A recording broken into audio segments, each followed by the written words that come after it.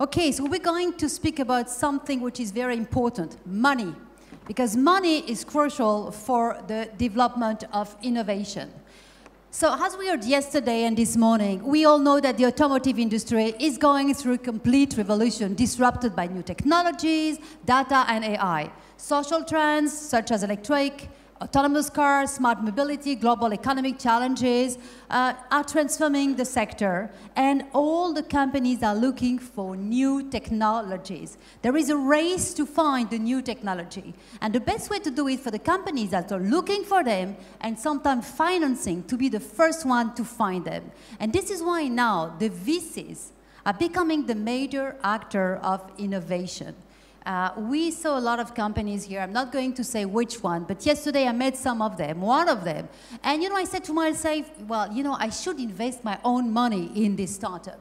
Unfortunately, I waited a little bit too much, and somebody else did much more than me and put a lot of money. So, and now it's impossible for me to do it.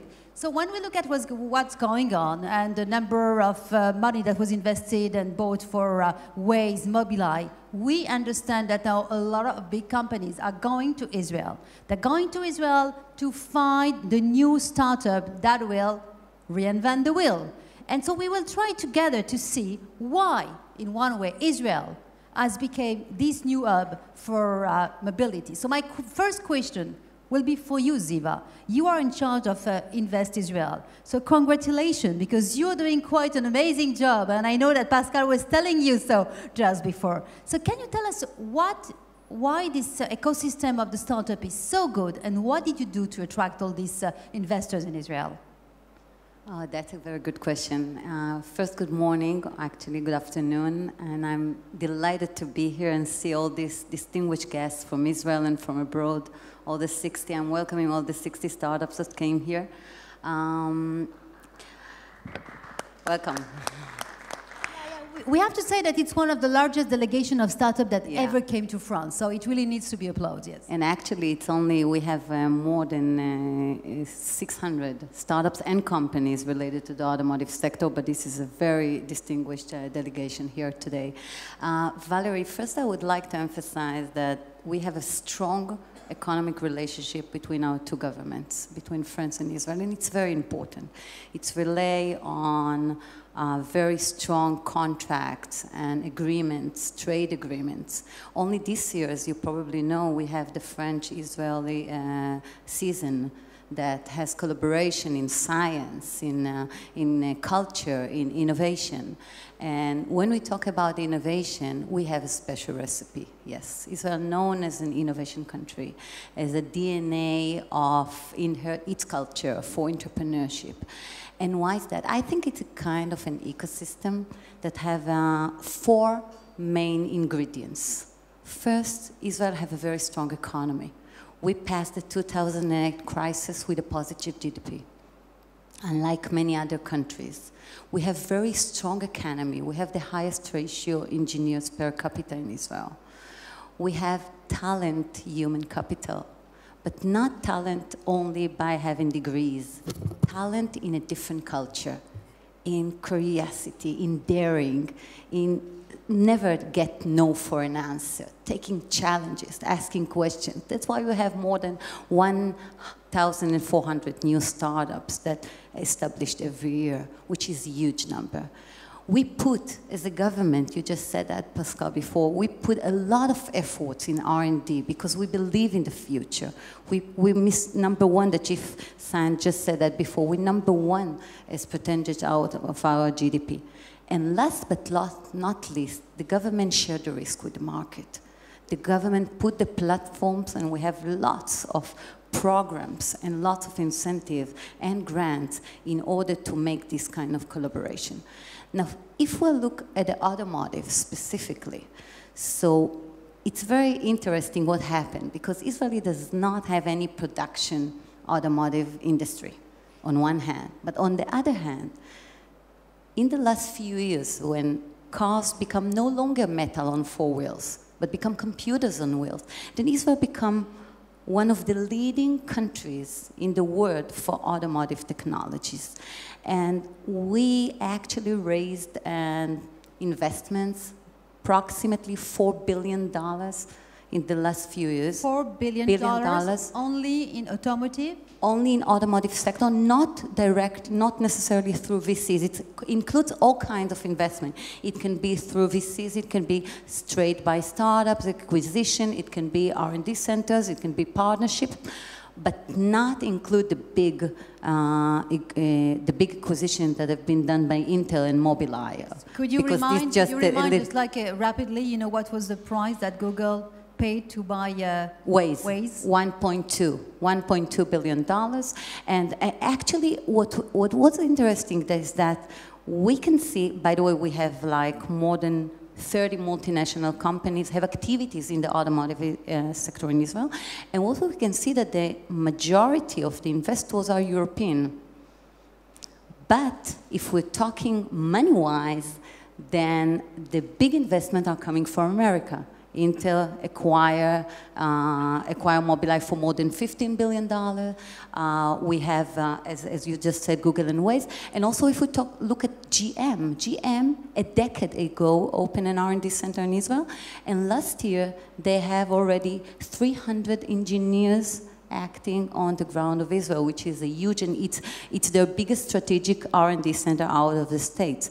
So this is very important to say. But when we look at the European, we see that Germany leads the pack with R&D centers in automotive sector as Bosch, as Daimler that just opened last year, and of course with acquisition, Continental that acquired Argus, that you just said before, BMW that invested in Movie twice, Volkswagen invested in Get Taxi twice, and we get a feeling that there is a new vibe coming from the French companies. There is a lot of interest in the Israeli technology, but they are still testing the water. It's like going forth. And we're here today because we find a huge potential for this collaboration. We want that more and more R&D centers, like we have with Renault Nissan here in Israel, there in Israel. We want to have more and more R&D centers. We have some people, by the way, from Renault also here. And I think it's great because Carl just said that yesterday. You have to be where things are happening. And Israel, and I know that there's a lot of huge multinational companies here in France that put a lot of effort in R&D. And Israel is one of the places that you should be. Otherwise, it's like, because there is so much potential, so much startup. And that's why we're here, actually, because we would like to have as much as more collaboration between our startups and the French companies and call them to come and have an activity in Israel. Well, thank you very much, Ziva. So the companies has to be where it happens. Is this the reason why, François, that now you are going very often to Israel? So, François Robinet, you have created a VC. It's AXA Strategic Venture. Would you mind to tell us maybe first, what is your VC exactly, and why are you looking for Israeli technology? Yes, sure. So it's not AXA Strategic Venture. It used to be. It's AXA Venture Partners. That's what I thought. I think there was a mistake on my paper, yes. The history, and actually it's interesting, the relation with Israel. It's a fairly recent history. We started 3 years ago. As our name suggests, we are backed by the AXA Group. We act actually as a traditional VC, meaning we are trying to invest in the best possible company in the world. But we try also to add value by connecting, when relevant, our investment with our LPs, and in particular with the company of the AXA Group. My initial vision when I started the fund was, there was 3 components. First, I wanted to be in early stage and in growth because it's clear that, and especially in Europe, especially in France, I'm sure Pascal will agree with that, we have now capital, venture capital to start company. We need more growth capital to make them more successful and grow quicker. So that was the first thing. We have actually an early stage fund and a growth fund. The second vision is the fact that money is a commodity, and therefore we need to add value by doing something else and by trying to develop business for these startups, hence the connection with our LPs. And the third vision was let's try to be global, quote unquote. So global is a big word, but at least I didn't want to remain focused on one market, on one specific market, whether it's France, whether it's even Europe. So we wanted to be in the US and in Europe, because these are the two main hubs for innovation. There are many startups, many investment opportunities, but at the same time different trends, different way to think about innovation, and we thought that it could be a very relevant added value for investors, but also a very relevant added value for our companies to help them to go from one side of the Atlantic to the others when the time comes. And Israel was not on the radar. Israel was not on the radar. But of course, when you start to invest in startups, you hear very quickly about Israel. So I went there, and the first thing you notice in Israel is that you feel welcome. So usually, when you come with money, you very often feel welcome. That's true, but joke apart, there's a real sense of partnering, I would say, in Israel. So you feel good, and also what I discovered is an amazing ecosystem, an ecosystem that works for a very specific reason, and you mentioned them. I mean, the role of the army, the culture, and the entrepreneurial culture, and all that. I would say also probably, it's good to live in Tel Aviv, and it's good for entrepreneurs to have a pleasant working environment, I would say. So for all that, there is an ecosystem in Israel that, frankly, in terms of density of high-quality company, especially in tech, you find maybe only in the Silicon Valley.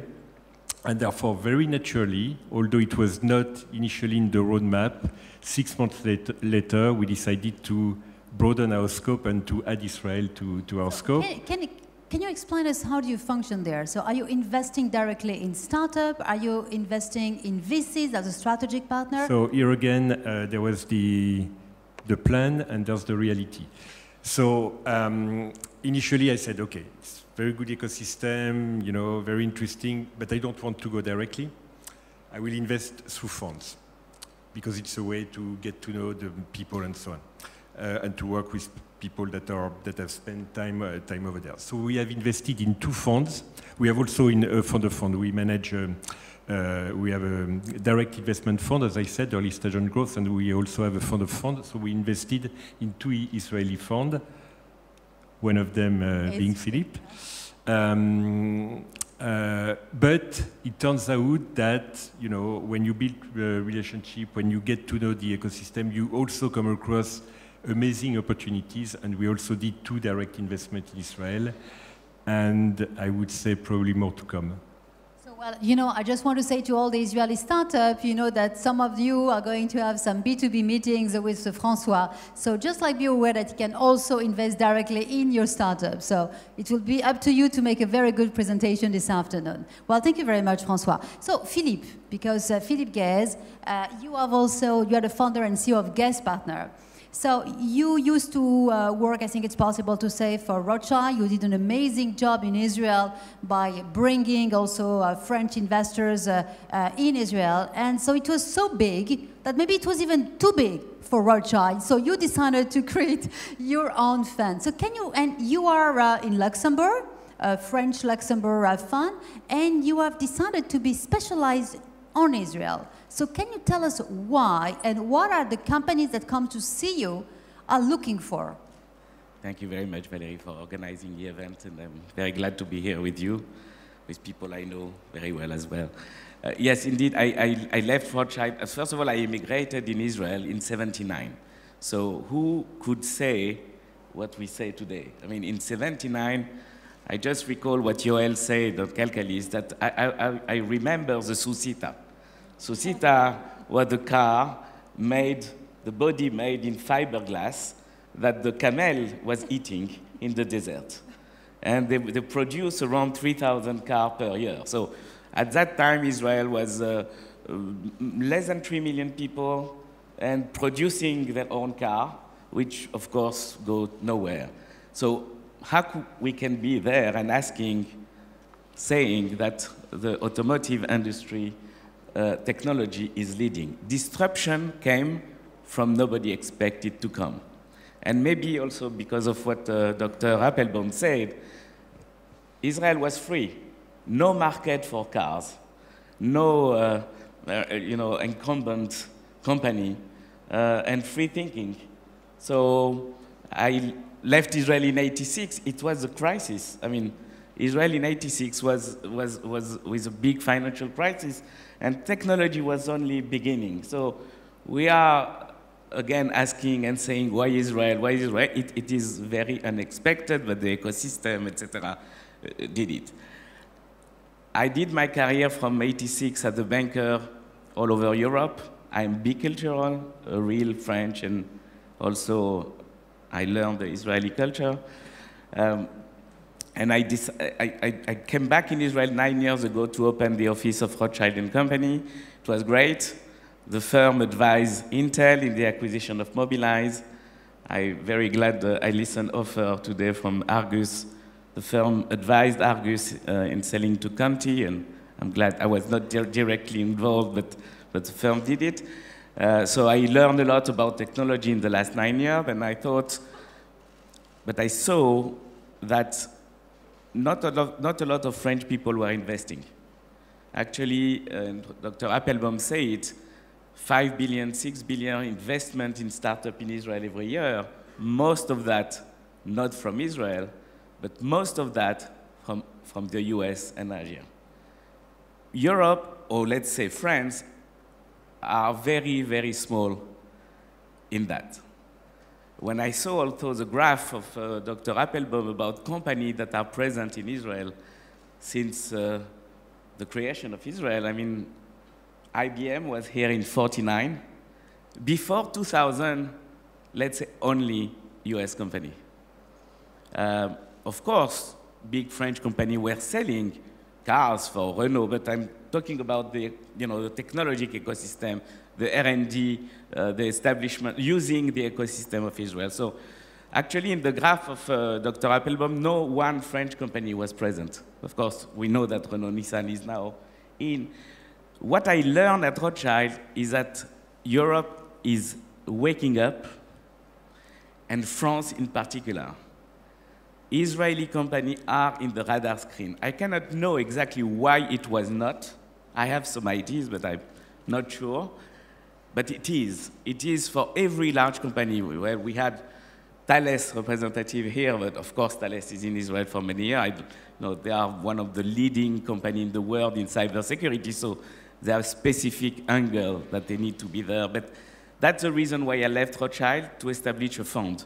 And what are they looking for? I mean, which kind of technology specifically? Well, any outside of medical, which I don't understand, we are trying to look like everyone at disruptive technology that are addressing a big market, a global market, and with, again, specific talented people. So we built a fund of $100 million based in Luxembourg. Why in Luxembourg? Because it's easier for European investor, and in particular French investor, than a Cayman fund or an Israeli fund. When it, fiscally speaking, it's better.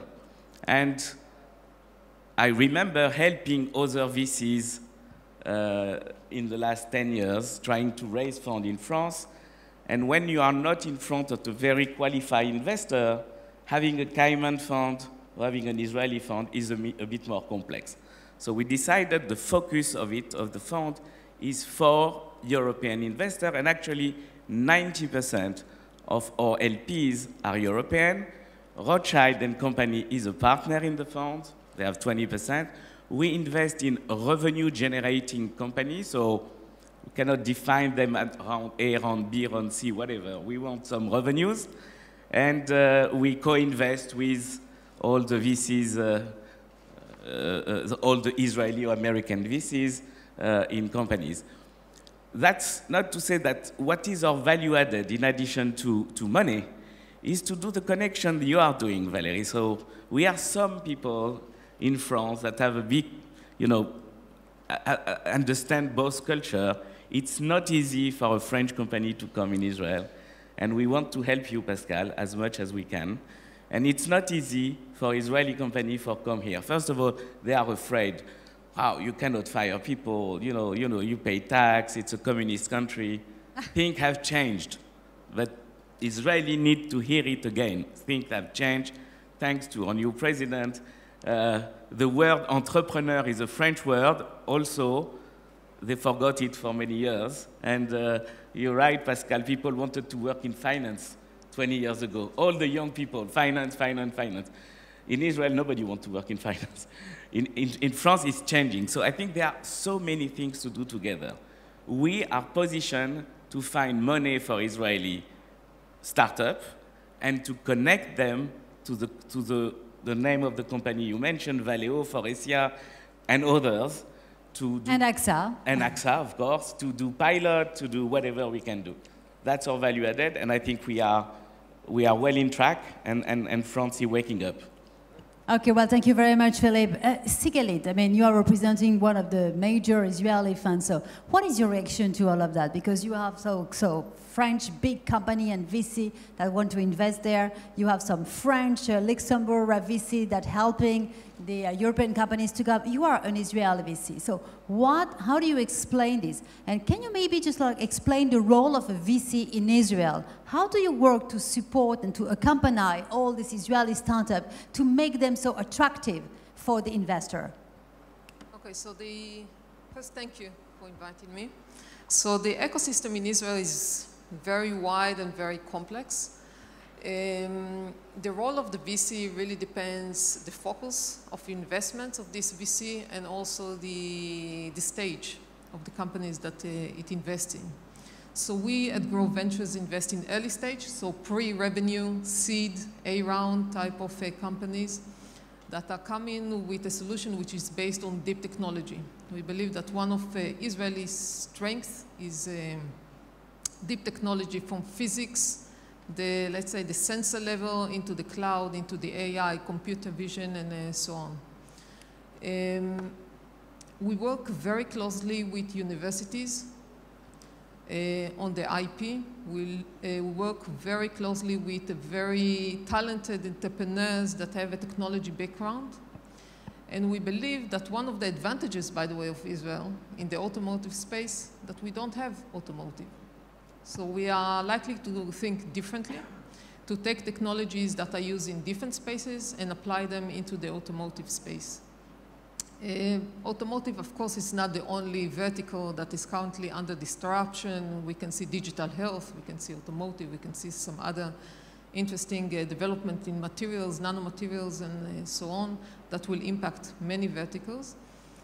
And the challenges of early stage companies that are coming from technology space, that they are not yet focused on what is their way to go to the market, whether it will be automotive or other areas that the technology can be applied to. And you can see many sensors type of companies that can be applied also to automotive, but selected some others. In Israel, we lead also the Industry 4.0 arena, which we believe that is very also critical for France and for Germany. Some of our investors are strategic and some of them are financials. And we believe in partnerships. So when we established the fund, we put ourselves in with two principles. One is people first. We believe in people. It's a critical ingredient. This is what François Robinet said before, is that there is this people-to-people link that makes that you feel welcome. And I think it's very important. Yeah, you make business with people, you partner with people, and you need to understand the other people behind the corporations. And the second value was really to create value. It means to bring a real solution, a good partner, and to create value. And the biggest challenge for those startups is to engage quickly with the right customers. Okay, so one of our added value is really to connect them to the right people in the right corporation and to start to work and to achieve a product market fit for these type of companies. Thank you very much. So Pascal, you heard all these people speaking about, why they want to invest in Israel, but you also know very well Israel because you also had in a previous life also a fund. So what is your vision about it? Can you share your thought about it? I think a lot have been said. but I'm going to be a bit provocative, right? It's all good to have good piece of software on early stage, and I know what I'm talking about, having sold millions of phones. You need at some point of time to apply it. The fact that you've got in this country the leading manufacturers of electric cars, that you've got something like 600,000 jobs manufacturing, which are able to encompass basically your software, your sensor, is critical. So I know I come from the tech. I've been like you, the disruptive guys, and challenging these old good mammoths of the past. The hard facts is the time has come that you all realize that it is all good to do an exit here. And yes, you may have a mobile eyes or Waze 1/400, but the depth of the ecosystems is about essentially bringing new technology to the benefit of the people, right? And that's what France should be positioned for you, right? Now, why is it now and not yet? And why is it now here better than in Germany or in UK? For one simple reason that Philippe is mentioning. Guys, we're moving. France is transforming. France is not the France that you have been seeing for 10 years, right? Entrepreneurship is at the heart of what we're doing. We're giving you tax incentives to come. We're giving you a red carpet to move. So Israeli, come in. Today, the amount of investment in France is pathetic, right? You basically have the Israeli diaspora, which is going to buy real estate, investing in ventures, but you don't yet catch the opportunity which is at stake. France is going to be the country of the decade. Better to talk. I'm coming back from UK to live here. I'm putting my own money in my own countries. And I believe that the same way I invested in Anobit back in 2010, which was the first way Apple invested in Israeli, because I trust deeply the startup nation's dreams, I believe the time has come that you join us in France and bring your talents. Thank you very much, Pascal. I just want to remind that all this afternoon we'll have a lot of B2B meetings, and you will be able to meet the, François Robinet and AXA and Philippe Guez, and also all the people from Business France and Invest Israel and Zigalit. So please, we will continue this conversation, as I said in Israel, tachles, so it feels in the heart, just like to go and to make investment and partnership. Thank you very much to all of you.